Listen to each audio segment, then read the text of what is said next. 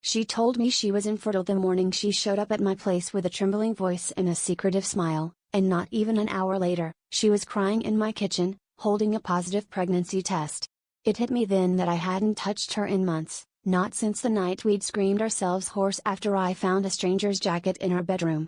We'd been sleeping in separate beds, barely speaking, and the only thing holding us together was the pretense that we could fix what was broken between us.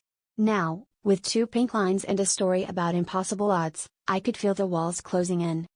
I asked her whose it was, and she flinched, then spat back that I was being paranoid, that miracles happen, that maybe I was the one who'd been careless before we drifted apart.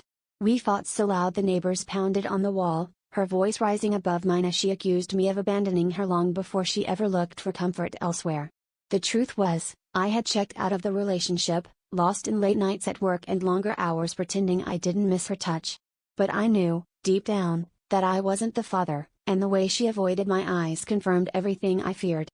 She packed a bag that night, slamming the door behind her, leaving me with nothing but the echo of her sobs and the test still lying on the counter. I couldn't sleep, replaying every moment, the distance between us, the lies we told ourselves, the way she'd started coming home later and later, always with a new excuse. I wanted to hate her, but all I felt was hollow, like the last year had been an elaborate performance and we'd finally dropped the act. A week later, I saw her in town with someone I'd never met, her hand resting on her stomach, her face brighter than it had been in months. I realized then that her betrayal wasn't just about the cheating, it was about her finally finding an escape from the cage we'd built together, while I was still trapped inside, wondering if I'd ever be able to trust again. The real twist wasn't her secret, but how desperately I wished it was me she'd chosen to start over with.